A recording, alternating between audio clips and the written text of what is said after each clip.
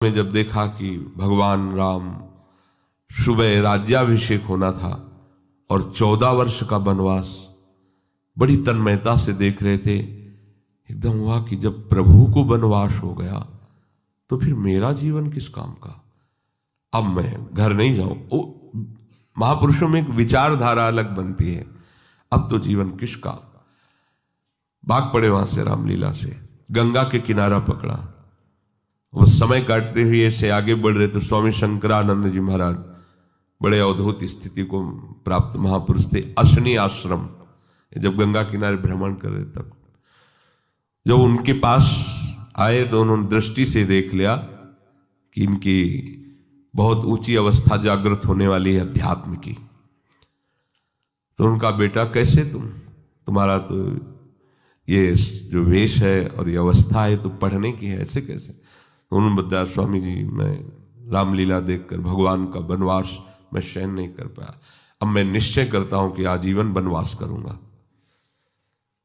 तो इस निश्चय का स्वरूप क्या होगा? उनका घोर वैराग्य से जीवन व्यतीत करना। तो उनका फिर संन्यास मार्ग ले लूं? कहाँ दे दीजिए। नवीन अवस्था में गंगा जी में संन्यास दिया गया।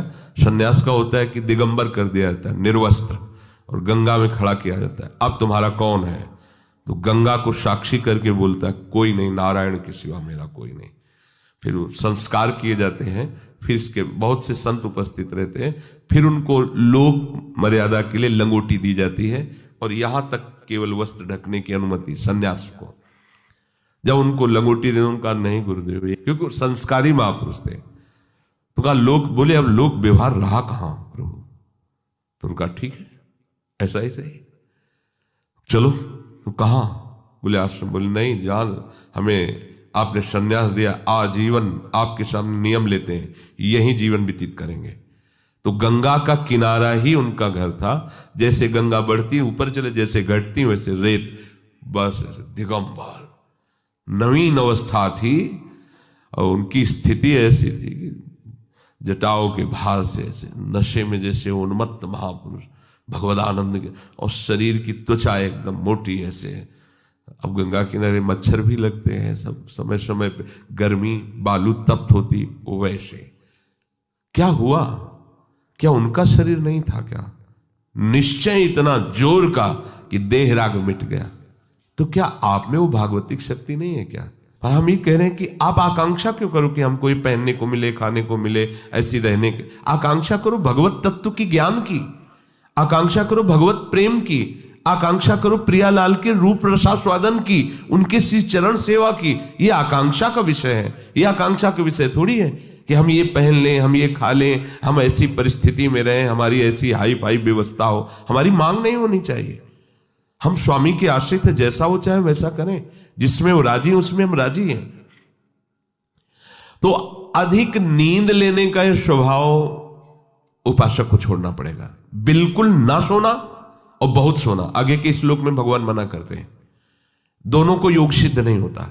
बिल्कुल ना पाना और बहुत पाना, दोनों को योग सिद्ध नहीं होता। तो अधिक नींद लेना, इस पे शासन करो यदि भगवत प्राप्ति करना चाहते हो। आपकी दिनचर्या में सोने का आपका ठीक समय होना चाहिए। जितने महात्मा आज तक मिले उन सबकी दिनचर्या परिपक्व रही है। परिपक्व दिनचर्या 2-4 मिनट की बात नहीं कहते, नहीं, उनका उठना, उनका लेटना, उनका खाना, उनका पीना एक टाइम पे होता है। ऐसा नहीं है जब चाहा तब। अगर उस समय तक भोजन नहीं मिला तो इसके बाद वो भोजन नहीं पाएंगे, चाहे 56 प्रकार के भोग आ जाए। एक महात्मा जिस आश्रम में हम गंगा किनारे रुके थे उसी आश्रम में आए थे। शाम टाइम वो कुछ नहीं लेते थे। एक टाइम दोपहर में अगर भिक्षा मिल गई तो लेते थे। प्रायः कौन इनके पीछे पड़ता है खान पान के पीछे? जिसकी लगन लग जाती है प्रभु की प्राप्ति का, ये तो बहुत छोटी बातें हैं। इन महापुरुषों को देखो। वो शाम के जो उस आश्रम में आए जहां हम टिके हुए थे, तो उनको गाय वहां आश्रम में थी, तो संतों को शाम के बयारू कराई जाती थी, एक एक गिलास दूध दिया जाता था। तो बयारू तो करते नहीं थे। जब दूध, तो उनका नहीं, हमारा नियम है, मैं एक बार दिन में जो भगवत इच्छा से मिलता पाते हैं, फिर नहीं। अरे नहीं स्वामी, दूसरी बार पूछते हैं, उनकी दृष्टि ये क्या है? ये कोई स्वागत है? अरे परमार्थ के पति होकर के नियम को तोड़ने के लिए तुम जोड़ दे रहे हो। ये क्या प्राण पोषण करना ही साधु का धर्म है क्या?